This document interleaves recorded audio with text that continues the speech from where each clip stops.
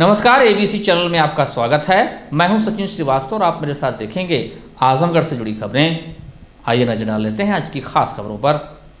खबर के प्रायोजक हैं Niswa inter college Paharpur Azamgarh. Admission open nursery to class 12। खुशखबरी, विद्यालय को मिली 7 विषयों की मान्यता। Lifestyle furniture, Belnadi Azamgarh.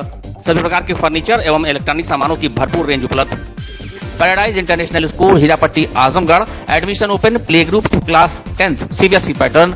Sarvodaya Public School Harbanspur Azamgarh. Admission open.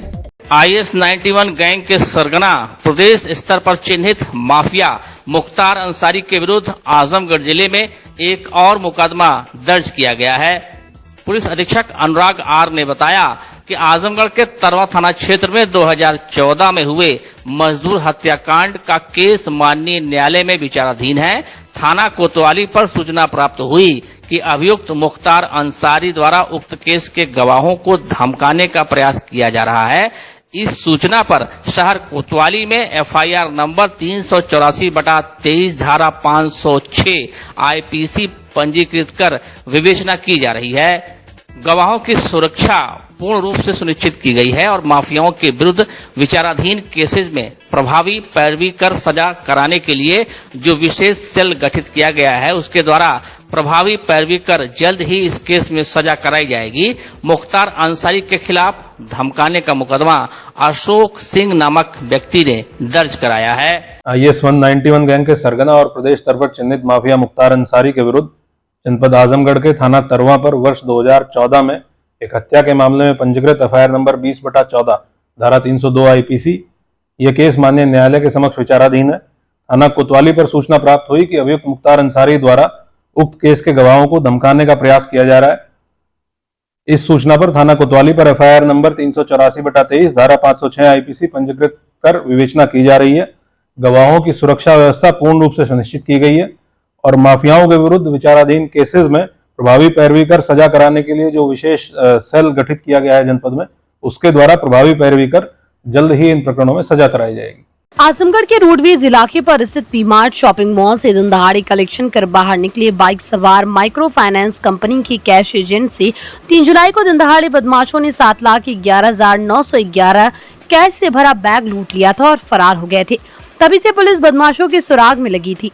मामले में SP सिटी शैलेंद्र लाल ने बताया कि पीड़ित एजेंट प्रमोद कुमार पुत्र राम सेवक निवासी रानीपुर थाना Mubarakpur radiant cash management service limited Gorakhpur में इलेक्शन का काम करता है। 3 जुलाई को कई स्थानों से कलेक्शन करते हुए कुल 7,11,911 इकट्ठा किया था और जैसे 12:39 पर वो वी-मार्ट से निकलकर थोड़ा ही आगे बढ़ा था तभी बाइक से धमके 3 व्यक्तियों ने आकर पैसे से भरा बैग छीनकर भाग गए। मामले में 4 पुलिस टीमों का गठन किया गया था। प्रभारी निरीक्षक कोतवाली राजकुमार सिंह और स्वाट प्रभारी संजय सिंह को सूचना मिली कि लूट के मामले में शामिल बदमाश बाइक से बाग लखराव की तरफ जाने वाले हैं। सूचना के बाद तत्काल पुलिस द्वारा बाग लखराव पहुंचकर बाइक सवार के आने पर रोकना चाहा तो बदमाश पुलिस पार्टी पर फायरिंग कर भागने की कोशिश की।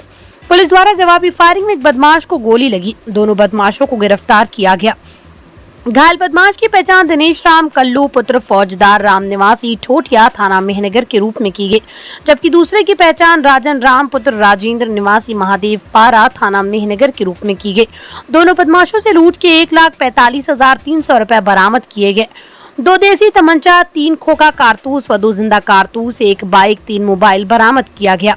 इसमें राजन के ऊपर कुल 9 मुकदमे पहले से दर्ज हैं। गिरफ्तार अभियुक्तों ने बताया कि कुल 8 लोग इस घटना में शामिल थे। सबकी भूमिका के अनुसार रुपयों का बंटवारा किया गया था। इसमें राजन को 1,05,000 और दिनेश को 60,000 हिस्से के मिले थे। शेष रुपए फरार आरोपियों के पास है।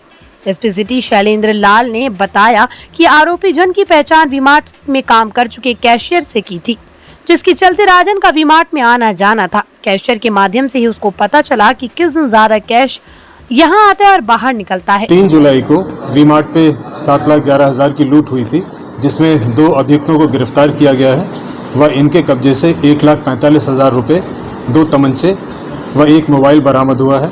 इन लोगों का जो डिस्ट्रीब्यूशन था उसकी पूरी बरामदी हुई। इन 2 लोगों को जो पैसा मिला था इस लूट में, जो हिस्सेदारी में इनको पैसा मिला था, इसमें अभी 6 अभियुक्त और बाकी हैं। उनके विरुद्ध भी शीघ्र कार्रवाई की जाएगी, उनकी गिरफ्तारी करके इस प्रकरण में सुबह पुलिस को सूचना मिली थी कि बाग लखरावा के पास जो लूट करने वाले लड़के वहाँ आने वाले हैं। इस सूचना पे इंस्पेक्टर कोतवाली और हमारी क्राइम ब्रांच की टीम वहाँ पर लगी हुई थी। इनको रोकने का प्रयास किया मगर ये भागने लगे, तो पुलिस ने इनका पीछा किया, आगे स्लिप होकर गिर गए। पुलिस ने कंट्रोल्ड फायरिंग करी और नियंत्रित फायरिंग करी आत्मरक्षार्थ, जिसमें दाहिने पैर में गोली लगी है। कल्लू के दिनेश राम उर्फ कल्लू के। शीघ्र ही पूरे गैंग की गिरफ्तारी करी जाएगी। इन लोगों के खिलाफ गैंगस्टर एक्ट की कार्रवाई करी जाएगी व प्रॉपर्टी जब्ती करने की भी कार्रवाई की जाएगी। सर, इसमें मुखबिरी किसने किया था? कैसे इनको सूचना मिली कि इतना पैसा यहाँ था? ये जो अपराधी है राजन राम, इसके पास इसके ऊपर 9 मुकदमे पहले के हैं।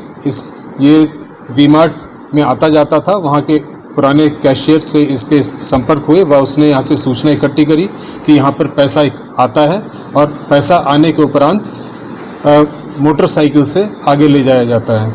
ये सूचना इसने आगे गैंग मेंबर्स को दी और फिर गैंग मेंबर्स इकट्ठे होकर इन्होंने ये काम करी। टोटल जो घटना करने वाले लगभग 8 लोग हैं जो रेकी और घटना करने में हैं। शीघ्र ही सभी की गिरफ्तारी की जाएगी। सर, कितने सीसीटीवी कैमरे इसमें खंगाले गए और कितने किलोमीटर तक इनका पुलिस के द्वारा यहाँ लगभग 100 से अधिक कैमरे खंगाले गए और उसी आधार पर ये लूट वर्कआउट हुई है। ये हमारी 4 टीमें इसमें लगी हुई थी। सभी ने यहाँ से लेके मेहनगर और बाकी पूरे जनपद के कैमरे जो हैं कुल 100 से अधिक कैमरे खंगाले हैं, जिसके बाद ये घटना का अनावरण हुआ है। और किसी का आपराधिक रिकॉर्ड है इसमें, जो इनके अलावा जो 9 मुकदमे के अलावा किसी के और? अभी बाकी के हम लोग गिरफ्तारी के प्रयास में लगे। शीघ्र ही बाकी सभी लोगों की गिरफ्तारी की जाएगी। आजमगढ़ के पवई थाना क्षेत्र के हमजापुर गुधना निवासी 32 वर्षीय जितेंद्र यादव पुत्र स्वर्गीय विश्वनाथ यादव की गुमशुदगी के संबंध में उसकी बहन ने 29 जून को थाने में तहरीर दी थी कि उसका भाई 25 जून से घर से बाइक लेकर निकला था लेकिन लापता है। वहीं दीदारगंज थाना क्षेत्र के आम गाँव में नहर में 27 जून को एक अज्ञात लाश मिली। पुलिस आपस में दोनों को कोरिलेट नहीं कर पाई, लेकिन एक दिन पूर्व खुशबू की मां कृपाली देवी ने थाना आकर बताया कि आम गांव में जो लाश मिली थी उसके पुत्र जितेंद्र की थी और उसने जितेंद्र के ही दोस्त राकेश चौरसिया और गुड्डू पुत्र राम प्रताप चौरसिया निवासी सजई थाना फूलपुर और रमाकांत उर्फ गंगा पुत्र राम कुमार गौड़ निवासी पिपरिया थाना कप्तानगंज व अन्य अज्ञात पर हत्या का मुकदमा दर्ज कराया था। पुलिस ने विवेचना की, जिसमें जाँच में पता चला कि जितेंद्र सूद पर पैसा देता था।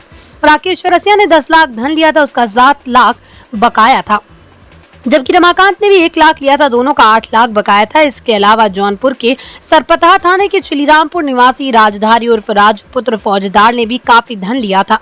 राकेश चौरसिया ने दोनों से बात कर ली और इसके बाद हत्या की साजिश रची गई, जिसमें राजधारी के गांव के एक अपराधी वीरेंद्र उर्फ बरदा पुत्र चंद्रिका को भी शामिल किया गया और उसको 1 लाख देने की बात तय हुई।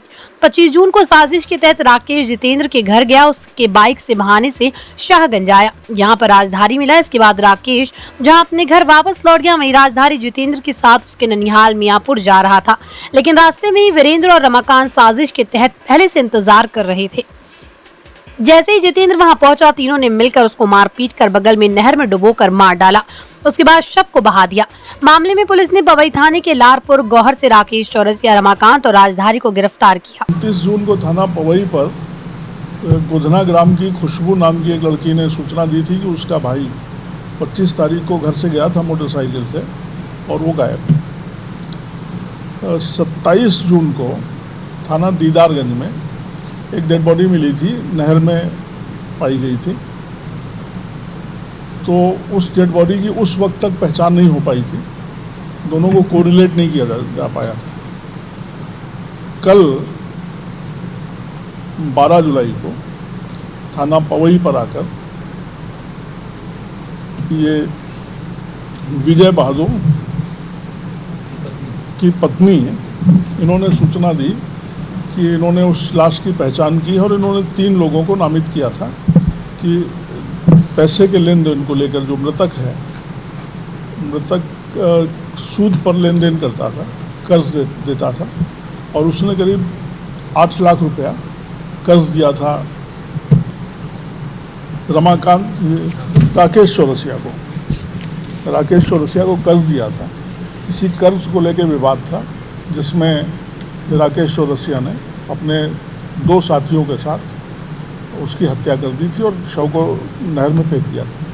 इन्वेस्टिगेशन करने पर एक और नाम प्रकाश में आया है जिसके बारे में तफ्तीश की जा रही है और एविडेंस के आधार पर उसके खिलाफ भी कार्रवाई की जाएगी।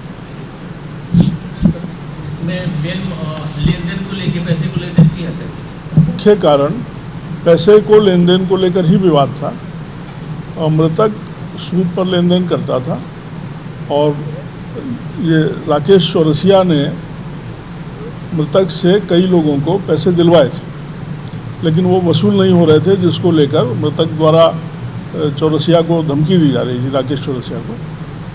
तो इसी से परेशान होकर ये 3 लोगों ने इकट्ठा होकर हत्या का प्लान बनाया। यदि आपके पास वाहन है तो सतर्क हो जाएं, कहीं आपकी भी गाड़ी किसी के नाम न हो जाए। जी हां, सही सुना आपने, हम बात कर रहे हैं आरटीओ विभाग की कारस्तानी की। विभाग की मिली भगत से शहर के एक बड़े सराफा व्यापारी के अंडर काम करने वाले व्यक्ति ने अपने ही मालिक के वाहन को अपने बेटे के नाम करा लिया। इतना ही नहीं, उसे किसी तीसरे व्यक्ति को बेच भी दी। जब इसकी जानकारी सराफा कारोबारी को हुई तो वो विभाग में शिकायत दर्ज कराई। मामले को गंभीरता से लेते हुए एआरटीओ प्रशासन ने मामले की जाँच शुरू कराई तो फर्जीवाड़ा सामने आ गया। विभाग ने तत्काल प्रभाव से वाहन को सराफा कारोबारी के नाम कर दिया। शहर कोतवाली क्षेत्र के कटरा मोहल्ला निवासी आशीष गोयल पुत्र सुधीर कुमार गोयल शहर के एक बड़े सर्राफा कारोबारी हैं। उन्होंने आरटीओ के यहाँ शिकायत दर्ज कराई। उन्होंने बताया कि उन्होंने 7 अप्रैल 2016 को एक 4 पहिया वाहन खरीदा था। उनके यहाँ काम करने वाला एक व्यक्ति वाहन चलाता था। आरोप है कि उसने परिवहन विभाग की मिलीभगत से फर्जी तरीके से वाहन को अपने बेटे के नाम करा लिया। इतना ही नहीं, उसे जौनपुर के एक व्यक्ति को बेच भी दिया गया। जब उसकी जानकारी सराफा कारोबारी को हुई तो उन्होंने आरटीओ कार्यालय में शिकायत दर्ज कराई। मेरी एक गाड़ी है सेलेरियो जो कि हमारे नेत्र मंदिर अस्पताल पर खड़ी रहती थी हमारी। हाँ, उसको जो है हमसे जो वहाँ पर कार्यरत जो डॉक्टर साहब के साथ आए हुए तारकेश्वर यादव थे, तारकेश्वर राय और उनके पुत्र सानू राय और उनके भतीजे जिसको गोलू कहते थे हम लोग, वो मांग के ले गए। हाँ, और जो है ये जनरली अस्पताल के कार्य से हमसे ले जाते थे। बाद में पता चला, बाद में 25 अप्रैल को, और उसके बाद जो 25 अप्रैल के बाद जो है ये गाड़ी जो है जब मैंने उनसे मांगना शुरू किया तो जो वो जो है हिला हवाली किए और नहीं दिए तो मैंने पुलिस को जो है एक दरखास्त दी, जिसमें कप्तान साहब को भी दरखास्त दिया और जो है बाकी लोगों को भी दरखास्त दिया, तो चौकी पर भी दरखास्त दिया, जिसमें जो ये लोग जो हमको जान मान से मारने की धमकी देने लगे। हाँ, बार बार धमकी दी जा रही है। ये सब कहने पर जो है ये जांच जो है चौकी जो है बलरामपुर के पास गई, जहाँ से उन्होंने मुझको ये डायरेक्ट किया कि जो है आप जाके जो है आरटीओ से मिलें। तो मैं 1 जून को आके यहाँ पर साहब से मिला, उनको लेटर दिया मैंने कि साहब मेरी गाड़ी इस तरह से जो है फर्जी ट्रांसफ़र हो चुकी है, आप जो इसमें कार्रवाई करें। जिसके ऊपर इनके द्वारा 3 तारीख को जो है 3 जून को मुझको एक जो है चिट्ठी जारी की गई, जिसमें कहा गया कि आपका पक्ष जान के जो है इसके ऊपर उचित कार्रवाई की जाएगी। मैं आपको गाड़ी तो नहीं दिलवा पाऊँगा, लेकिन जो है ये होगा कि जो हम आपका नाम ट्रांसफ़र करा देंगे, बाकी का कार्य पुलिस करेगी। इसके बाद जो है साहब ये सब प्रोसेस चलता रहा। जो है परसों मुझको पता चला कि गाड़ी मेरे नाम ट्रांसफ़र हो गई। मोबाइल पर एक मैसेज आया। और फिर उसके बाद कल जो है दोपहर को 2:30 बजे फ़ोन आया कि आप आधे घंटे के अंदर जो है ऑफिस में आ जाएं, उस फाइल का निस्तारण करना है। और जो है विपक्षी पार्टी आई हुई है, जो तारकेश्वर राय जो दीपांकर राय के पिता हैं वो आए हुए हैं, आप भी आ जाएं। और मुझको 10:30 बजे सवेरे का यहाँ समय दिया गया था। सवेरे 10:15 बजे से आके मैं यहाँ बैठा हुआ हूँ। 10:30 बजे मैंने फ़ोन किया, साहब आप जो है कहाँ हैं? तो उन्होंने कहा मैं जो है फील्ड में निकल आया हूँ, 10 मिनट में वापस आ रहा हूँ। तब से अब तक का ये समय बीत गया, लेकिन साहब नहीं आए। और जो है मैं यहाँ पर बैठा हुआ हूँ। बताया गया कि विश्व हिंदू परिषद के लोग आपके लिए जो है आपके खिलाफ पैरवी कर रहे हैं। मैंने कहा कि विश्व हिंदू परिषद का तो जिला कोषाध्यक्ष मैं हूँ, इसीलिए मैं नगर कार्य अध्यक्ष जी को भी ले आया हूँ। और अगर आरएसएस की बात आती है तो आरएसएस के लिए जो है भाई साहब जो है जो हमारे जो शाखा के जो है कारवां हैं उनको भी लिवा आया हूँ। सर, इन सब के बीच में बात ये है कि क्या इसकी जानकारी आपको नहीं हुई? कैसे होगी साहब, जब जो है मैं आया ही नहीं, मैं कुछ किया ही नहीं। जब मुझको जानकारी हुई मैंने आके लेटर दिया यहाँ। तो गाड़ी में तमाम डॉक्यूमेंट्स लगते हैं, आधार, पैन कार्ड, आपके सिग्नेचर, फोटो। मैंने कहीं नहीं दिया, कुछ नहीं दिया है।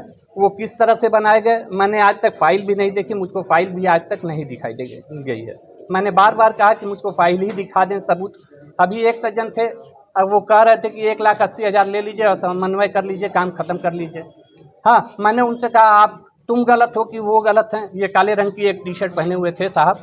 मैंने कहा कि आपका जूता मेरा सर, अगर मेरी सिग्नेचर निकल जाए आप अभी जो है फाइल निकलवाएं। तो क्या आपके कार्यालय में इस तरह का ऑफर आपको दिया जा रहा है? जी जी, अभी थोड़ी देर पहले। तो सर ये गाड़ियाँ कितने लोगों को अब तक ट्रांसफर की जा चुकी हैं आपकी ये गाड़ी? मेरी गाड़ी 2 लोगों को ट्रांसफ़र हो चुकी है। एक बार पहले बिना ना जानकारी में, एक बार एप्लीकेशन देने के 7 दिन बाद। तो जब आपने एप्लीकेशन दिया तो वो फिर ट्रांसफ़र किसी और के नाम हो गई कि आपके नाम हुई? नहीं, वो दूसरे के नाम हुई, फिर अब जो है 2 दिन पहले मेरे नाम ट्रांसफ़र हुई है। तो ये कितने दिनों से प्रक्रिया चल रही थी? ये जो है टोटल प्रक्रिया 18 तारीख से चल रही है। अब बाबू जो निकाल रहे हैं इसका जो है, जो ऑनलाइन शो कर रहा है वो एक ही बाबू हैं जो बार बार डुप्लीकेट आरसी निकाल रहे हैं। किसको जिम्मेदार मानेंगे? सरकार लगातार भ्रष्टाचार मुक्त की बात कर रही है और यहाँ इस तरह की चीज़ें हो रही तो जिम्मेदार किसकी है? जिम्मेदार जो कार्यालय है ना, जो जिसकी जिम्मेदारी, जो वेरिफिकेशन करने वाला बाबू है, जो जिसको जो है देख के करना है, जिसकी जिम्मेदारी है कि वो देखेगा और जो है तब पास करेगा, उसकी जिम्मेदारी। क्योंकि अगर मेरे बच्चों का यहाँ पे डीएल दिया हुआ है, पिछले साल भर हो गया, हमने जो है यहाँ पर टाइम स्लॉट के लिए अलॉट करने के लिए जो है पड़ा हुआ है। वो क्या कहते हैं, आपका जो ऑनलाइन तो बन गया, लेकिन उसके बाद जब जो है पूरा होने का समय है, आज तक वो नहीं हो पाया रहा है साल भर से। आज मैं यहाँ पर खड़ा हूँ, हमारी गाड़ी भी ट्रांसफ़र है, सब कुछ है। यही समझ नहीं आता कि है इस सरकार में भ्रष्टाचार खत्म हुआ कि भ्रष्टाचार चरम पर पहुँच गया। कहाँ पर हैं हम लोग, क्या कर रहे हैं, भगवान जाने। आप क्या किस तरह का न्याय चाहते हैं? हम चाहते हैं कि जो लोग इसमें सम्मिलित हैं उनके खिलाफ जो समुचित उचित कार्रवाई होनी चाहिए वो हो, मुझे न्याय मिले। देखिए, अगर कोई व्यक्ति अपना नाम चेंज करवाना चाहता है उसके लिए सरलीकरण किया गया है। ऑनलाइन अप्लाई कर देता है, अप्लाई करने के बाद वो व्यक्ति एक हलफनामा देता है या से लेटर देता है, उसका नाम ट्रांसफर हो जाता है। अगर इस प्रक्रिया में कोई व्यक्ति शिकायत करेगा तो जांच की जाएगी, जिन्होंने फ्रॉड किया उसके विरुद्ध कार्रवाई की जाएगी। जिले के मुबारकपुर थाना क्षेत्र से घर से लापता एक बच्चे के कपड़े उतारकर बेल्ट से ट्रेन में पीटने का वीडियो सोशल मीडिया में वायरल हो रहा है। वायरल वीडियो में साफ देखा जा सकता है कि किस तरह से एक युवक लड़के को बेरहमी से बेल्ट से पीट रहा है, जबकि बच्चा जोर जोर से चिल्ला रहा है। गांव में लोगों ने इस वीडियो को आजमगढ़ पुलिस के ट्विटर हैंडल पर ट्वीट करते हुए दोषियों पर कार्रवाई की मांग की, जिसके बाद पुलिस ने इस मामले में कार्रवाई का आश्वासन दिया है। लड़के की पहचान होने पर पुलिस ने मुकदमा दर्ज कर लड़के की तलाश के साथ आरोपी की तलाश के लिए पुलिस टीम का गठन किया।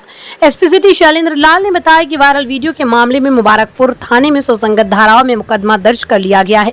आरोपी को गिरफ्तार करने के लिए पुलिस की टीम का गठन किया गया। इसके साथ ही लड़के की बरामदगी का भी प्रयास किया जा रहा है। ये सोशल मीडिया के माध्यम से एक बच्चे के साथ मारपीट करते हुए वीडियो वायरल हुआ है। ये बच्चा कहीं पे मुबारकपुर से कहीं चला गया था। इस संबंध में मुकदमा अपराध संख्या 328/23 धारा 363 का पंजीकृत है। पुलिस की टीम गठित कर बरामदगी के प्रयास किए जा रहे हैं। शीघ्र इस बच्चे को बरामद किया जाएगा और उसके बयानों के आधार पर जो लोग इसके साथ मारपीट किए हैं उनके विरुद्ध दंडात्मक कार्रवाई की जाएगी। जो मारपीट कर रहे हैं सर ऐसे बच्चे के ऊपर, इसमें किस प्रकार की कार्रवाई की जाती है? और हम लोग उनके विरुद्ध भी इसमें जो धारा है इसमें तरमीम करेंगे और उनके विरुद्ध कठोर दंडात्मक कार्रवाई करेंगे।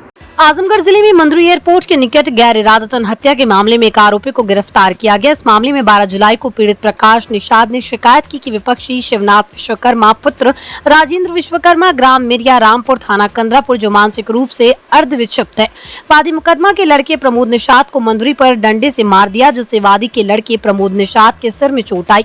घायल हालत में इलाज के लिए अस्पताल में भर्ती कराया गया था, जहाँ इलाज के दौरान मौत हो गयी। पुलिस इस मामले में मुकदमा दर्ज कर विवेचना कर रही थी। इस मामले में जिले के एसपी सिटी शैलेंद्र लाल ने बताया कि दोनों आपस में बातचीत करते थे। ये दोनों लोग सड़क के किनारे बैठे थे। किसी बात पर दोनों लोगों के बीच कहासुनी हुई और इस दौरान शिवनाथ ने डंडे से हमला कर दिया, जिस कारण ज्यादा चोट लग जाने से मौत हो गई। घटना में वांटेड अभियुक्त शिवनाथ विश्वकर्मा की तलाश की जा रही थी। इसी क्रम में आरोपी को मेरिया रामपुर स्थित उसके घर से गिरफ्तार किया गया। आरोपी को न्यायालय पेश किया जा रहा है, जहां से जेल रवाना किया जाएगा। पुलिस का कहना है कि दोषी पर वैधानिक कार्रवाई की जा रही है। ये ग्राम मधुरी के बाहर प्रदीप नाम के एक युवक की डेड बॉडी मिली थी सड़क के किनारे। इस प्रकरण में शिवनाथ विश्वकर्मा की गिरफ्तारी करी गई है। ये दोनों दोस्त थे और साथ में बैठ के ये लोग नशा किया करते थे। इस किसी बात पर विवाद होने पर इसने लकड़ी के डंडे से उसके सिर के ऊपर प्रहार किया, जिससे उसकी मृत्यु हो गई है। इसमें मुकदमा अपराध संख्या 174/23 धारा 304 का पंजीकृत किया गया व इस युवक की गिरफ्तारी करी गई है।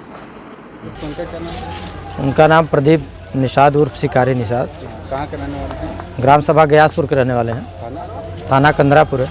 कैसे इनकी मृत्यु हुई, क्या मामला है? ये लड़का अपने ननिहाल में रहता था, वहाँ चौबेपुर में, थाना अंतर्गत महाराजगंज। वहाँ से अपना काम वाम करके रात में निकला और रात ही में आते समय जो है, क्योंकि गोदाम में काम कर रहा था, वहाँ से रास्ता से पकड़ के आ रहा था। अब रात में करीब लोग वहाँ के बताने वाले प्रत्यक्षदर्शी बता रहे थे कि 1:30 बजे तक जो है लड़का यहाँ पहुँचा मंदुरी। वहीं पर एक विश्वनाथ सनाफ जो है राजेंद्र प्रसाद विश्वकर्मा, उन्हीं का लड़का था। उसी से उसका लफड़ा हुआ, हाथापाई हुई। अब उसमें जो है कि मारपीट हुआ, उसके हाथ में डंडा था और डंडे से बहुत काफ़ी प्रहार कर दिया, चोटें आई और चोट के दौरान ही वो एक्सपायर कर गया ऑन स्पॉट। मौके पर ही उसकी मृत्यु हो गई। हाँ, हम लोगों को पता लगा जब उसका फ़ोटो देखने के बाद, पहले तो लाश चली आई लावारिस होकर के, क्योंकि कोई प्रूफ उसके पास था ही नहीं। तो फिर कंदरापुर एसओ साहब ने अपना उसको मीडिया में जब दिया तो पता चला कि वो लड़का शिनाख्त हुई तो हमारे गांव का निकला। फिर जाके हम लोग वहाँ पर FIR और पंचनामा बनवाए और यहाँ पर उसका पोस्टमार्टम आज हो रहा है। Inner Wheel Club of Azamgarh द्वारा just for zero waste project के तहत क्लब मेंबर गुरुवार को प्रतिभा निकेतन स्कूल पहुंचे। यहाँ क्लब की प्रेसिडेंट अमितलता सिंह व सचिव प्रिया अग्रवाल द्वारा बच्चों को प्लास्टिक का कम से कम उपयोग करने की सीख दी गई। क्लब की प्रेसिडेंट अमितलता सिंह ने कहा कि ग्लोबल वार्मिंग के नतीजे हम सभी भुगत रहे हैं। पहले तो पर्यावरण पर सिर्फ चर्चा ही करते रहे, कोरा चिंतन ही चलता रहा, लेकिन उपायों के नाम पर कुछ नहीं किया गया। वर्ष दर वर्ष भीषण गर्मी के कारण घर से बाहर निकलना भी दूभर हो चला है। माना कि पूरी दुनिया को हम नहीं बदल सकते, लेकिन कुछ उपाय ऐसे तो कर सकते हैं जिन्हें अपनाकर घर से कम कचरे का उत्सर्जन करें ताकि प्रदूषण का स्तर भी कम हो। उन्होंने कहा कि शुरुआत हमें अपने घर से ही करनी चाहिए। लगातार वो उपाय करने चाहिए जिनसे घर से कचरा कम से कम निकले और प्रदूषण का स्तर कंट्रोल हो सके।